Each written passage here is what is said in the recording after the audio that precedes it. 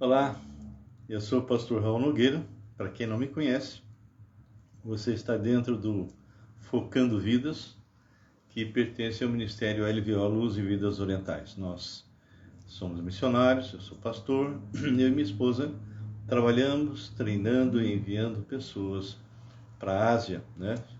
Chineses, japoneses, coreanos, né? E também povo de Israel. E todas as sextas nós estamos aqui para compartilhar a palavra do Senhor e estamos com uma série muito importante, que é Escatologia em Daniel. Bem, se você está comigo pela primeira vez, então sugiro que você entre no meu canal, Raul Nogueira Canal, lá no YouTube, porque tudo que eu faço, tudo que eu gravo, nas sextas e quartas-feiras também, que são temas avulsos, nós colocamos lá no YouTube. E nós já estamos no capítulo 11 de Daniel. Significa que você perdeu versículo a versículo desde o capítulo 1. Então, olá Daniel, boa noite. Então eu sugiro que você assista conosco hoje, tudo bem? Mas entre e assista com calma e tranquilo, não é? Porque nós vamos estar falando sobre um tema super atual. As pessoas têm falado sobre anticristo, têm falado sobre o final dos tempos, volta de Cristo, mas são poucos os que realmente estão estudando, vamos dizer, de uma maneira séria, ou com uma pessoa que realmente estuda com profundidade essa área de escatologia. Muitas pessoas estão falando algumas coisas que não batem com a Bíblia, não tem nada a ver com a palavra de Deus, mas as pessoas estão seguindo, porque o que interessa é esse ar de mistério, não é? Mas nós não temos essa preocupação. Nossa preocupação é passar para você o que a palavra do Senhor disse e não o que vocês gostariam de ouvir nessa área. Então, os sinais estão por aí, preparando realmente a entrada do anticristo, mas ele só vai entrar depois que a igreja, que é um organismo vivo, que não é parede, for retirada. Ok? Esse capítulo 11, para mim, está sendo um dos capítulos mais difíceis para eu comentar, para eu estar trabalhando. Não por causa de interpretações no sentido profético, não. É porque é uma passagem que fala muito de reinos, muito da história em si, entre o reino da Síria, o reino do Egito, as lutas entre Seleucos e Ptolomeus, não é? Que são gregos, nós vamos falar um pouquinho depois. Mas é muita, sabe, muita coisa, muita confusão. Olá, Rodrigo, tudo bem? Não estou vendo você, Rodrigo. E a gente tem que, de qualquer forma, não importa a passagem, nós temos que estar trabalhando, temos que estar expondo, tá bem? Gostando ou não, nós temos que expor, porque se está na Bíblia, porque é importante. Então nós vamos estar orando agora. Se eventualmente alguns entram, nem vejo. Eu sei que o meu filho já está aí, mas ele nem passou. Eu sei porque ele escreveu alguma coisinha ali em cima, né? Mas a minha questão é, se você tem um pedido de oração, alguma coisa urgente, por favor, coloque aí, tá joia? Daniel e outros que eventualmente já estão aí, a Doris, né? A Doris, se você tiver algum pedido de oração, pode colocar, seja bem-vinda. Então nós vamos orar agora, vamos interceder também por Israel, tá bem? Pai, louvado seja o teu santo nome. Nós somos limitados, fracos, totalmente dependentes de ti. Não conseguimos, Senhor, fazer nada no sentido espiritual por nós mesmos. Se o Senhor não estiver no comando, se o Senhor não estiver agindo em nós, através do Teu Espírito, com certeza nós vamos estar fazendo bobagem. Então eu te louvo, te agradeço, porque um dia o Senhor nos escolheu antes da fundação do mundo, para nós sermos santos, irrepreensíveis diante do Senhor. E fomos selados com Teu Espírito. E estamos aguardando o dia do arrebatamento, para que o Senhor nos retire e venha buscar a Tua propriedade. Pai, enquanto estamos aqui, queremos servir, queremos pregar, queremos interceder. E nesse instante eu quero interceder especificamente, Senhor, por Israel. Senhor, uma luta que está sendo travada, e quantas mortes, quantas pessoas, tanto de um lado quanto do outro, simplesmente por causa do Hamas, simplesmente por causa de um grupo terrorista, estão sofrendo. Palestinos e o povo de Israel. Porque têm sido mortos pessoas que não têm nada a ver com essa história. Então, Pai, nós nos preocupamos com isso. Pedimos a tua mão sendo colocado ali. Interceda, Senhor. Haja poderosamente para que diminua ou termine definitivamente. Nós sabemos, ó Pai, que alguns países árabes estão prontos para entrar em ação. Mas sabemos também, Pai, que nada vai acontecer sem a Tua permissão. Por isso descansamos no Senhor. Pedimos, Pai, por todos os Teus servos que estão ali, tanto de um lado quanto do outro. Homens e mulheres, Senhor, inclusive no Líbano, que são servos Teus, missionários. Que o Senhor possa guardá-los e protegê-los. Também agora, Pai, nós queremos colocar pela minha vida, pela vida dos meus filhos, o Rodrigo, que está aqui agora, pedindo, Senhor, pela Luciana dele, Pai, a nossa netinha, que está longe, mas que em breve nós vamos estar juntos. Que o Senhor os guarde, os proteja, os oriente, no meio desse mundo tão doido. Pedimos a Pai, por isso que já vi a Doris, Daniel e outros que já passaram, mas não pude ver, mas aqueles que já estão aqui conosco, que o Senhor guarde a eles e a família. E se entre nós tiver pessoas com problemas, com dificuldades, Senhor, que o Senhor entre com providência, seja no sentido físico, psicológico, espiritual, financeiro. Oramos para que o Senhor entre com providência, Senhor, na vida da Sônia, Pai, que precisa de emprego, precisa de recursos. Pedimos, Pai, pelo pai da Juliane, o Marco, que perdeu, Senhor, venceu a carteira, ele é motorista, ele precisa de recursos para poder pagar uma nova carteira de motorista. Que o Senhor possa estar cuidando dele, Senhor, e que o Senhor abra as portas para que ele possa voltar ao trabalho. Chegou a perder devido a tantas coisas que aconteceram. Ele perdeu o carro dele, Senhor, teve que devolver. Então, que o Senhor possa estar restabelecendo essa vida. Peço pelo Sebastião, pelo Davizinho, Senhor, duas crianças maravilhosas, Pai, que estão reaprendendo a andar e a falar. Também pedimos pela Paulinha Tsai, Senhor, que o Senhor aguarde, a proteja. Pela Rebeca, Senhor, Pai, guerreira, que tem passado também por muitas dificuldades, com quimioterapia, e outras, Senhor.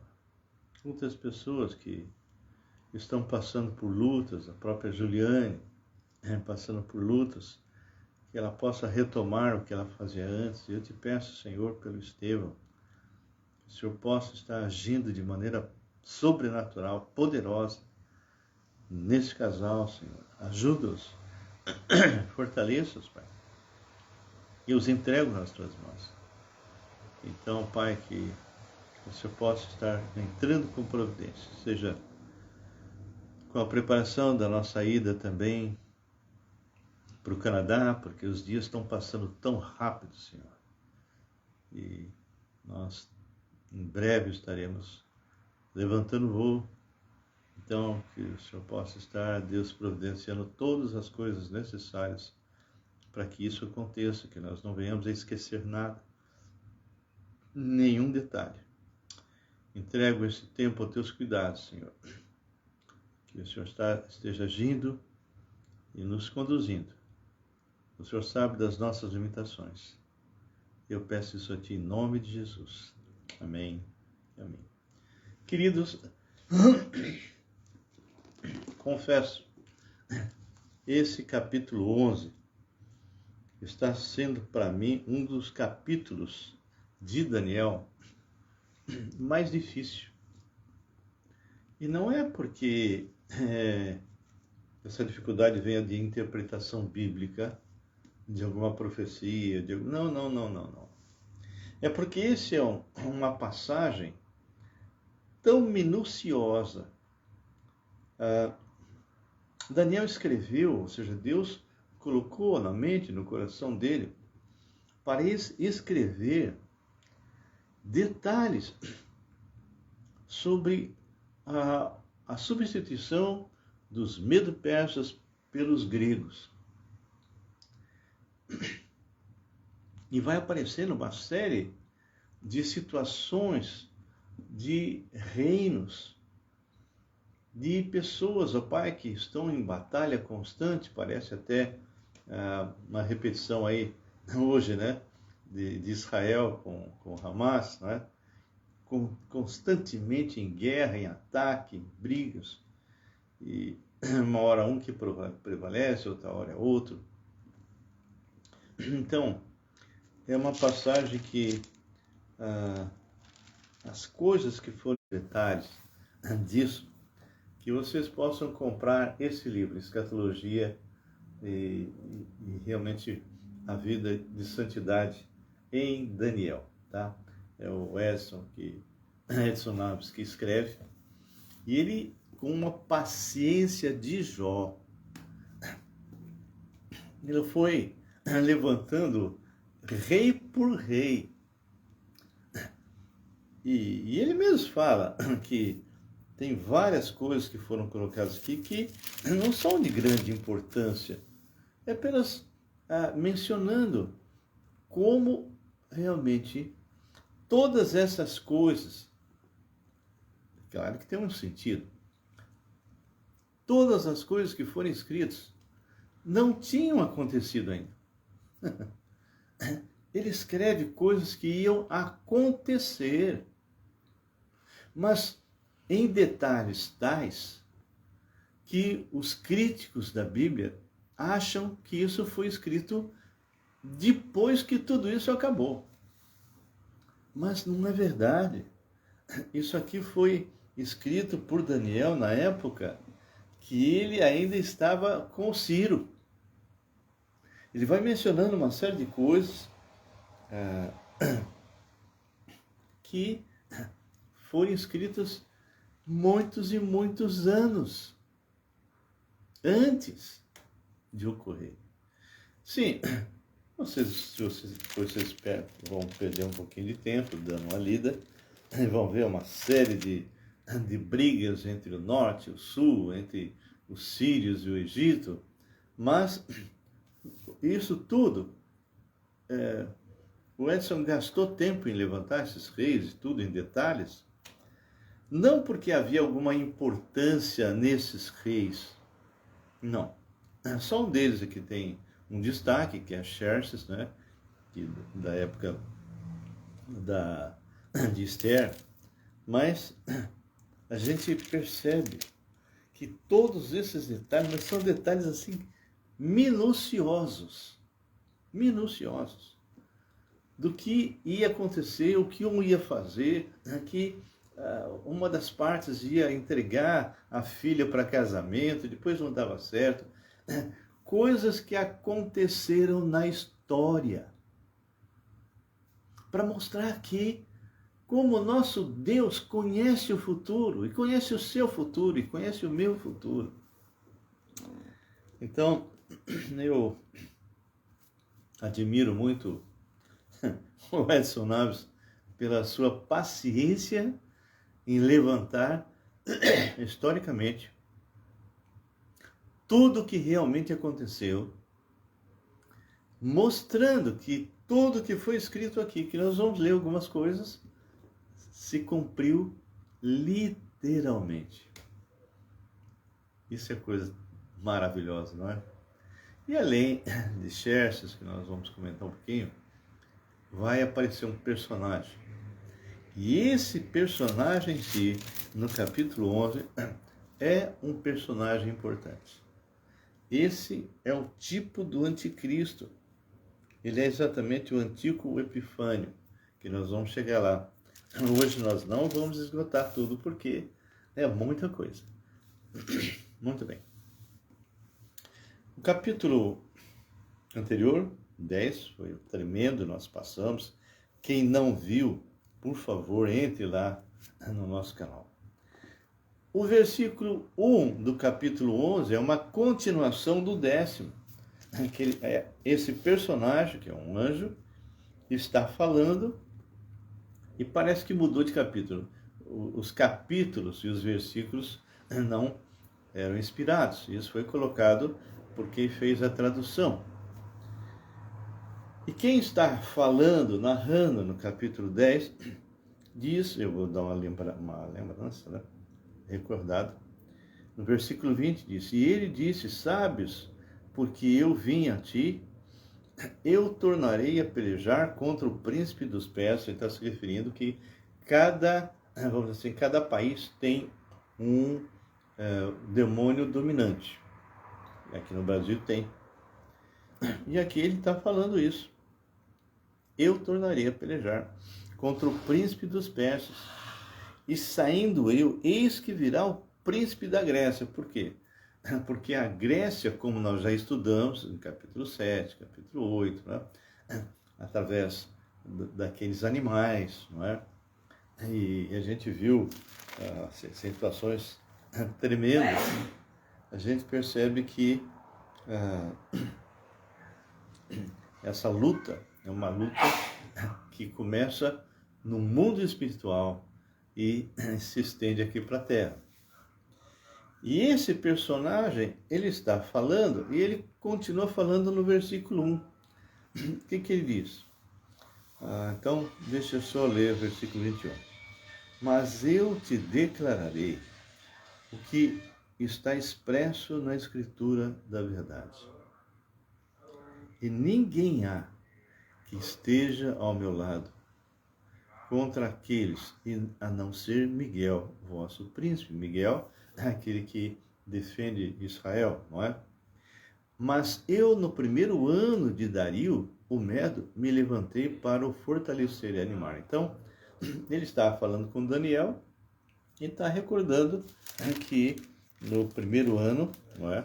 Isso foi no capítulo 9, que ele havia se levantado para fortalecer e animar Daniel. Ele continua colocando no versículo 2. Agora nós vamos ver as profecias concernentes às nações que estão envolvidas no capítulo 11, que os medo-persas serão substituídos pelos gregos. Tá. Agora eu te declararei a verdade. Eis que ainda 3 reis se levantarão na Pérsia. Então, 3 reis queriam se levantar, porque ele está escrevendo, ele diz assim, no 3º ano de Ciro. Nosso amigo Daniel, já avançado em idade, mais de 80 e tantos anos, ele está prevendo o surgimento de outros reis que são aí do grupo Medo-Persa e que vão fazer parte da história.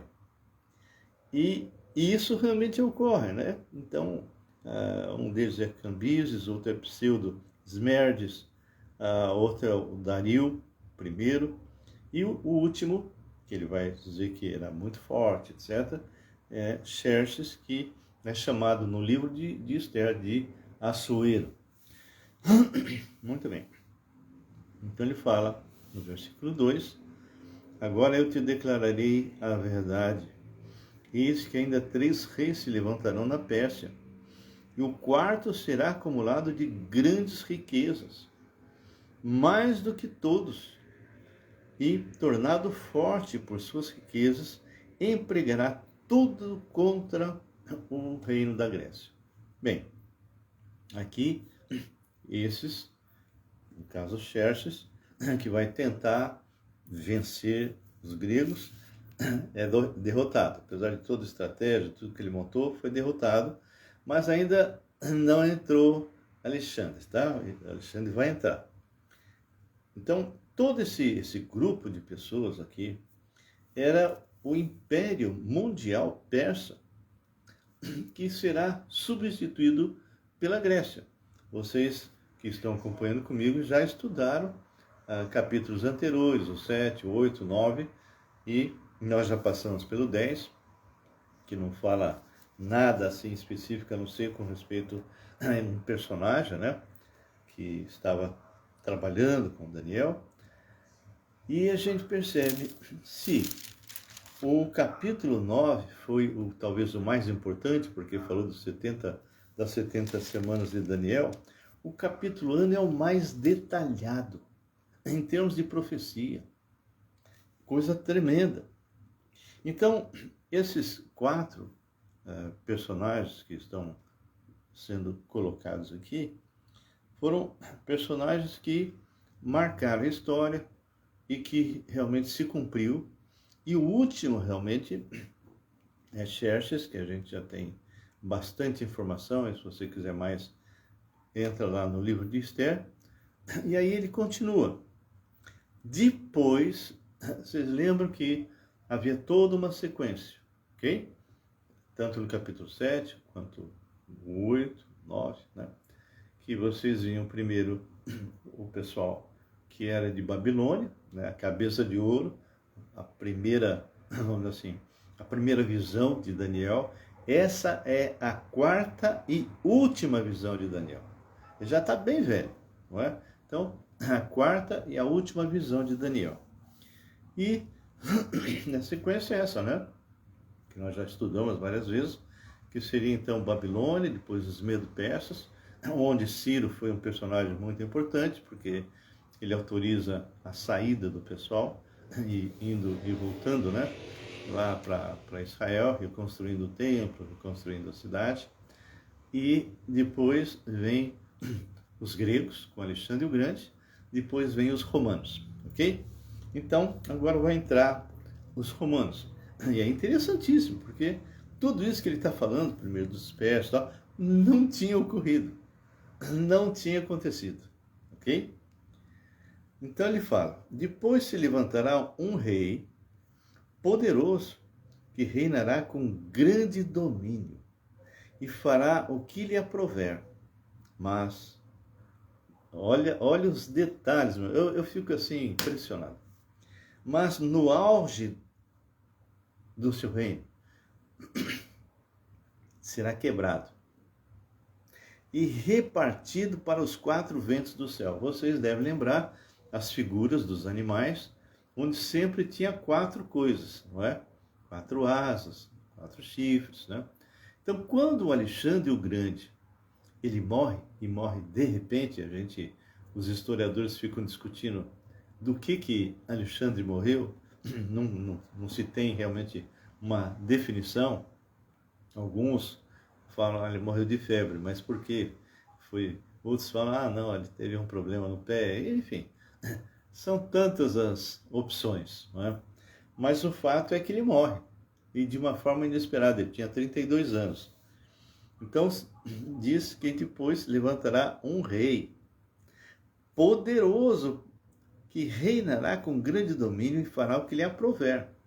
Mas no auge do seu reino, será quebrado e repartido para os 4 ventos do céu. São as 4 coisas que sempre aparecem nos animais. Aqui fala os 4 ventos do céu, que na verdade são os 4 generais que surgem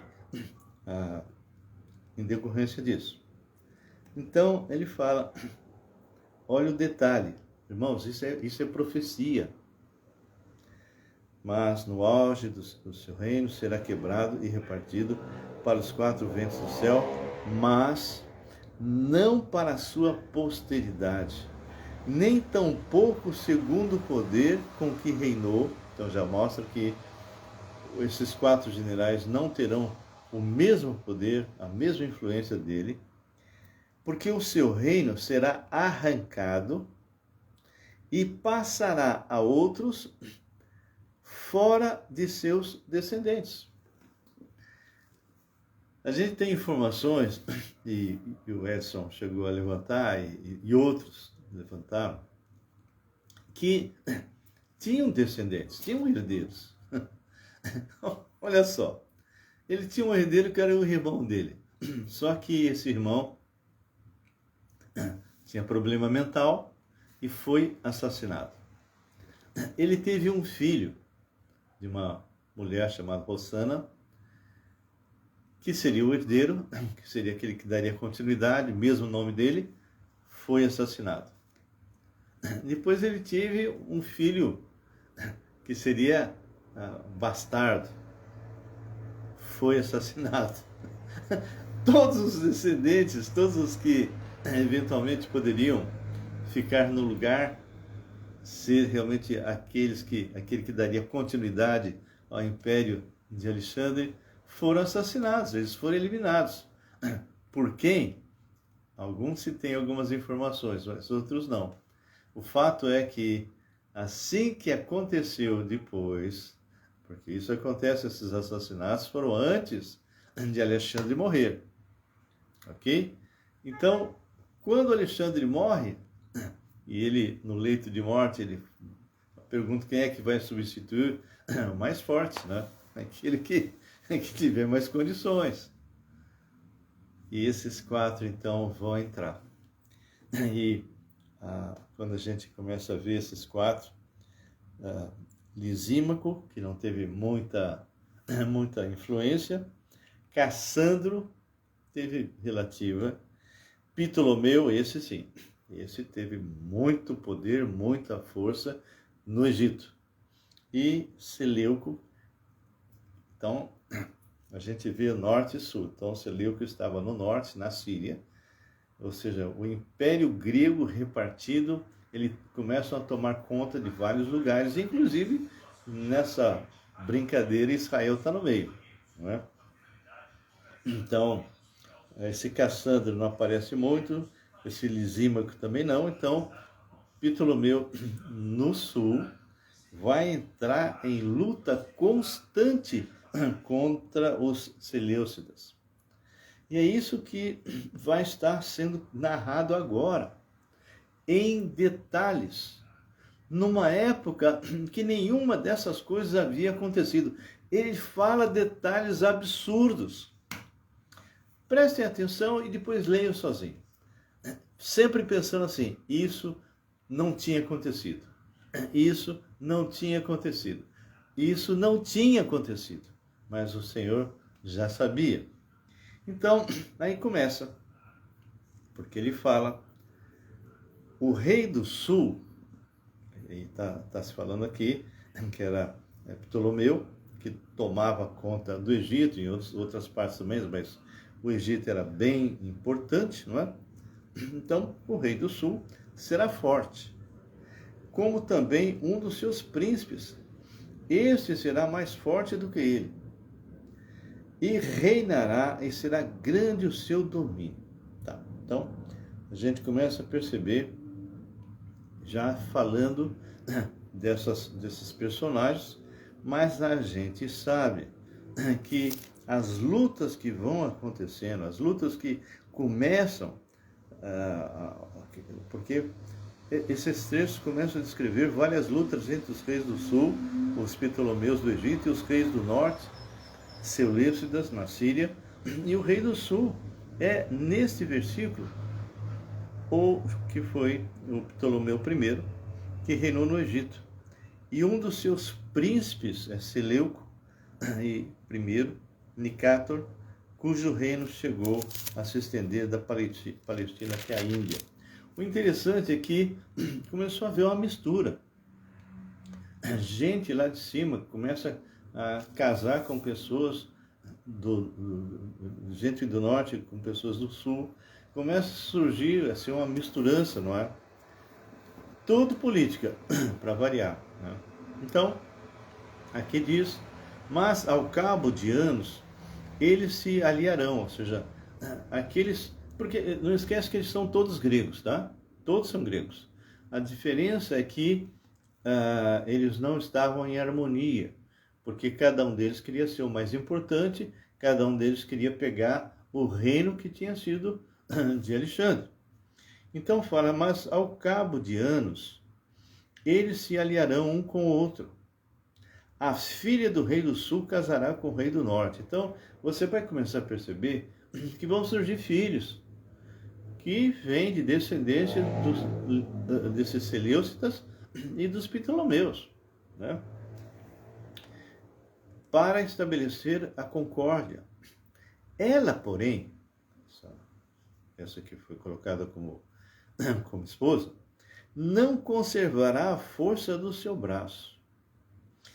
Ele não permanecerá nem o seu braço, porque ele será entregue, bem assim, os que a trouxeram a seu pai, e o que a tomou por sua naqueles tempos. Então, a gente começa a perceber os problemas que começam a acontecer, porque nesse Ptolomeu II, que deu sua filha em casamento com esse Antíoco I, que era um Seleucida, esse Antíoco, ele abandonou, ele simplesmente desprezou a filha desse descendente do primeiro Ptolomeu, né?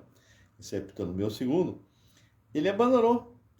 Só que o abandono desse Seleucido, desse Antíoco, não foi um abandono que não tivesse consequência, ele simplesmente foi assassinado. Possivelmente esse Ptolomeu II mandou eliminá-lo, né? E a gente vai ver esse tipo de coisa constante, e tudo isso é profecia. Tudo isso é profecia. Não tinha acontecido, nada disso. Está sendo narrado detalhes pequenos que não tinham acontecido, mas Deus havia colocado.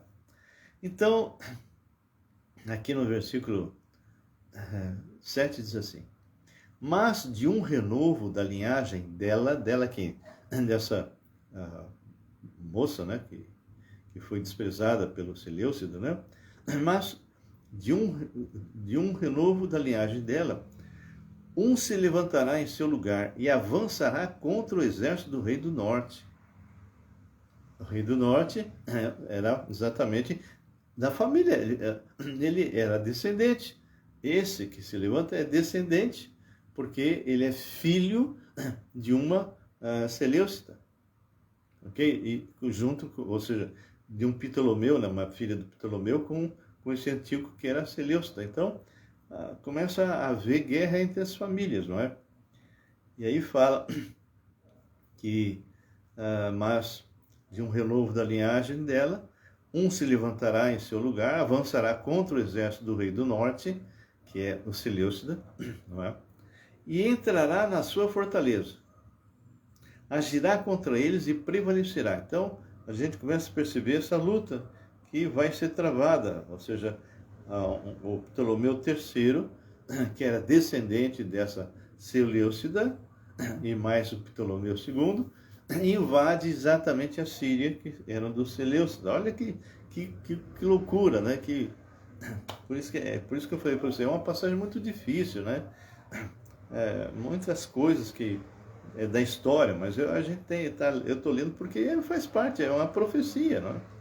Então ele fala: também os seus deuses com a multidão das suas imagens fundidas, com seus objetos preciosos de prata e ouro, levará como despojo para o Egito. Por alguns anos ele deixará em paz o rei do norte. Então, esse Ptolomeu III, que invadiu lá o sul, não é? E invadiu o norte, ele vai deixar por um certo tempo a guerra de lado, né? Vai dar um tempo, vai parar. Mas depois este avançará contra o reino do sul. Ou seja, o pessoal do norte vai vir como vingança, depois de algum tempo, e tornará para a sua terra. Os seus filhos farão guerra e reunirão numerosas forças. Um deles virá apressadamente, arrasará tudo, passará a noite. Enfim, eu queria deixar de ler todos esses detalhes, para que você então leia sozinho, se você tem interesse de ver isso, ok? E a gente vai ver cada detalhe, até o versículo 20, essa briga entre o pessoal do sul e o pessoal do norte. O que está acontecendo hoje entre o Hamas e o povo de Israel, vira e mexe, não é? Sempre estão atacando e volta de novo. Então, se vocês lerem até o versículo 20, é isso. É essa constante luta entre os dois grupos. Quando chega o capítulo que nos interessa, os versículos que interessam, começa o versículo 21, já vai falar de um ser terrível, que foi chamado de Antíoco Epifânio, que era descendente de grego, ok? E que tinha o respaldo de Roma, porque nessa altura Roma já está entrando nesse conflito também, e ele vai causar problemas para o povo de Israel. Então, quando nós lemos, por exemplo, o capítulo 7, eu vou ler para vocês. Se você ler capítulo 7, versículo 8, só para vocês não confundirem, tá bom? Eu já falei isso quando fizemos o estudo do capítulo 7, mas eu vou ler o versículo 7 e 8, só para vocês terem uma ideia. Depois disso, eu continuava olhando nas visões da noite, e eis aqui o quarto animal, se referindo a Roma, tá? Terrível, espantoso, sobremodo forte, o qual tinha grandes dentes de ferro. Ele devorava e fazia em pedaços e pisava aos pés o que sobejava. Era diferente de todos os animais que apareceram antes dele, e tinha 10 chifres. Isso está falando aqui, mundo romano. E quando você abre lá em Apocalipse, o sistema que está dominando lá, inclusive no sentido espiritual, é o sistema romano. E fala exatamente desses 10 chifres. E aqui fala, no versículo 8, estando eu a observar os chifres, eis que entre eles subiu outro pequeno, diante do qual 3 dos primeiros chifres foram arrancados. Isso está em detalhe lá em Apocalipse, ou seja, dos 10 que de alguma forma apoiavam o anticristo, que é o pequeno chifre, 3 possivelmente se levantaram contra e foram derrubados. Então aqui fala, diante do qual 3 dos primeiros chifres foram arrancados, e eis que nesse chifre havia olhos como os de homem, e uma boca que falava com insolência. Bem, então, esse pequeno chifre que está falando aqui, não é o pequeno chifre que nós lemos agora, que é o Antíoco Epifânio, e muito menos o pequeno chifre que foi mencionado no capítulo 8. Então, quando nós lemos, a gente sempre tem que prestar atenção. Não estava falando, se tivesse aqui nessa passagem, estivesse falando da Grécia, aí seria. Mas não estava falando da Grécia. Está falando do sistema romano. Então, esse pequeno chifre é diferente. Então, se você pegar o capítulo 8, versículo 9, vai estar falando do mesmo que nós estamos tratando aqui no capítulo 11. Então, aqui diz assim, eu vou ler o bode, o versículo 8, né? Primeiro, tinha o carneiro, que significava os medo perso. Aí vem o bode. O bode se engrandeceu sobremaneira, que são os gregos. E na sua força, quebrou-se-lhe o grande chifre, e em seu lugar saíram 4 chifres. Lembra que eu falei? Os 4 generais notáveis para os 4 ventos do céu. De um dos chifres saiu um chifre pequeno, e se tornou muito forte para o sul, para o oriente e para a terra gloriosa. Lembra que sul era domínio do Egito. Esse versículo que eu acabei de ler, esse pequeno chifre, não tem nada a ver com o pequeno chifre do capítulo 7. O capítulo 7 é o anticristo, está falando de Roma.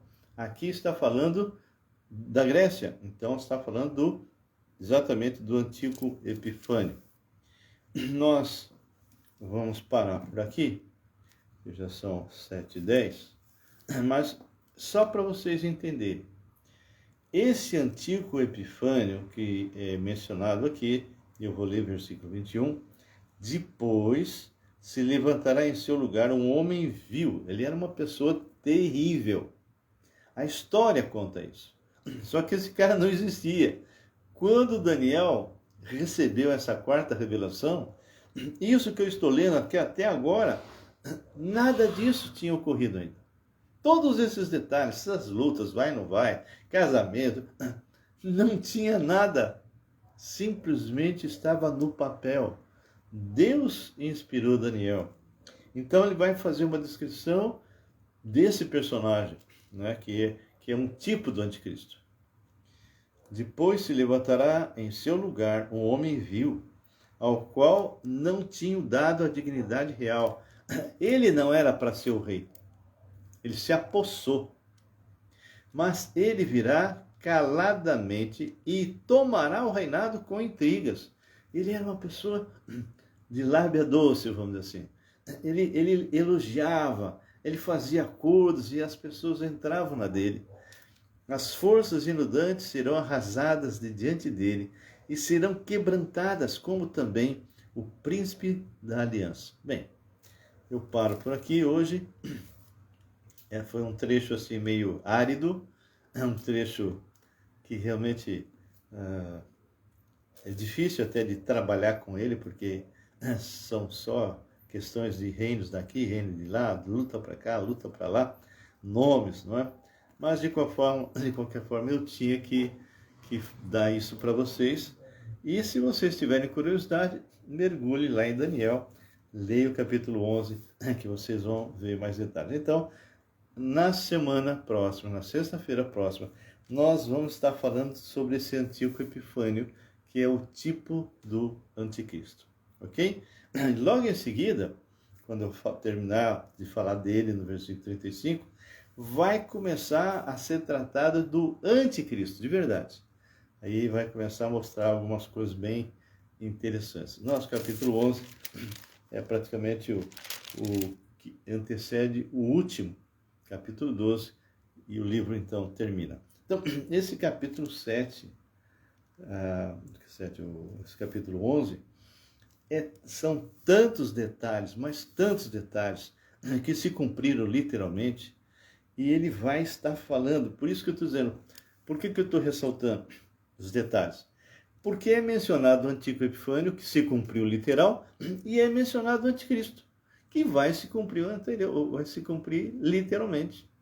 Porque tem pessoas, queridos, que falam hoje, estudiosos até sérios, que falam que não vai ter a grande tribulação, que não vai ter esse anticristo coisa nenhuma de forma literal, que não vai ter milênio literal, enfim, são pessoas que têm uma análise dos textos não exatamente como deve ser feito, que seria literal, porque, como eu sempre falo, quando eles concordam com alguma passagem, eles traduzem, ou seja, eles fazem a interpretação literal.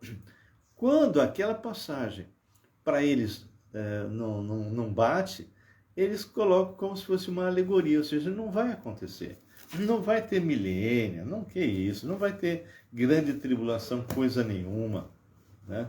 Então, por que eu ressaltei bem? Por quê? Se todos esses detalhes minuciosos minuciosos, se cumpriram na história. Detalhes de casamento, de lutas, quem venceu, quem não venceu, os nomes. Se isso não existia e se cumpriu, era literal. Depois fala sobre o Antíoco Epifânio, que não existia e se cumpriu de forma literal. Vai mencionar sobre o anticristo e alguém vem falar que não vai se cumprir de forma literal. Quer dizer que todo o capítulo 11 se cumpriu literalmente.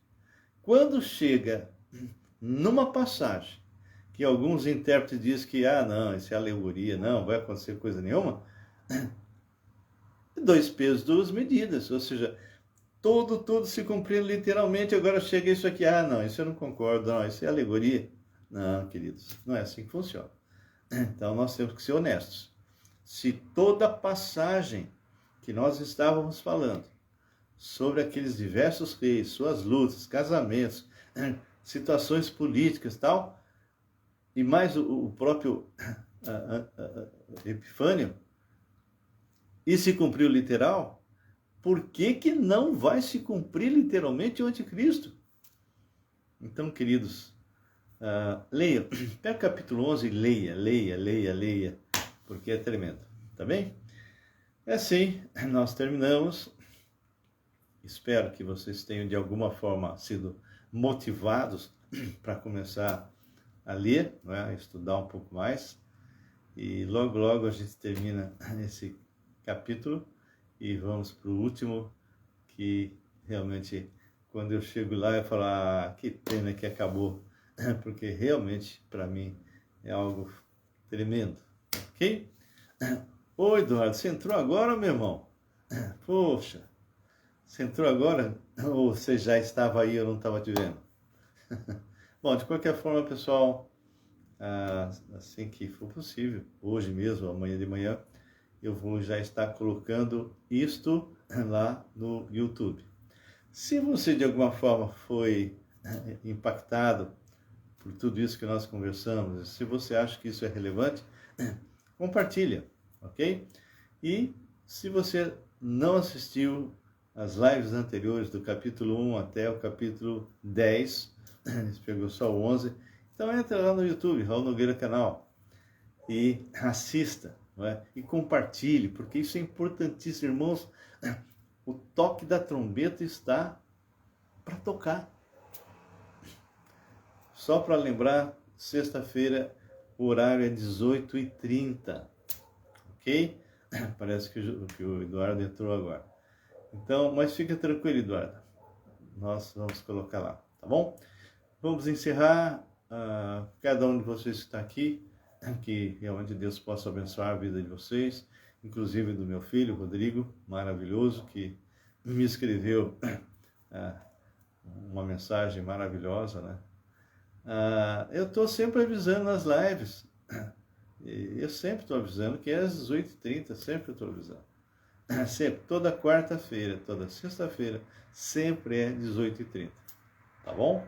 Eu falo aqui, tanto é que está sendo gravado, mas eu já falei isso em outros, e tenho colocado isso também no History, a gente tem sempre mencionado, tá bom, Eduardo? Ok, eu vou encerrar, vamos orar, e se alguém tiver algum pedido, pode colocar.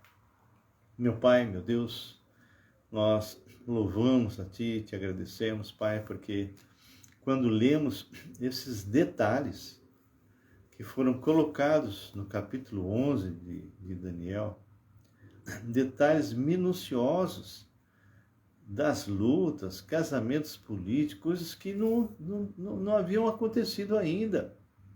Isso aqui é na época de Ciro. Daniel já com uns 80 e tantos anos, ele escreve, Senhor, porque o Senhor colocou isso no coração e na mente dele. E ele escreve fatos que se cumpriram literalmente. Depois ele fala sobre o Antíoco Epifânio, que nem existia. Nenhum deles, nada desses nomes, nenhum deles existia, Senhor. E se cumpriu literalmente. E finalmente ele vai falar sobre o anticristo. E nós cremos que vai se cumprir literalmente. E temos que estar preparados, Senhor, porque o Senhor não disse nem dia nem hora, mas estamos aguardando, porque cremos que seremos arrebatados. E entregamos esse tempo aos teus cuidados, entregando cada pessoa que está aqui, no nome poderoso de Jesus. Amém. Amém. Meus queridos, que Deus os abençoe e que vocês possam estar realmente orando por nós, tá bem? Intercedendo mesmo, compartilhando. Nós temos lá no YouTube mais de 400 mensagens, ok? Podcast, tem de tudo lá. Então, se vocês puderem entrar lá e compartilhar, seria uma grande bênção, tá bem? Fiquem na santa paz do Senhor.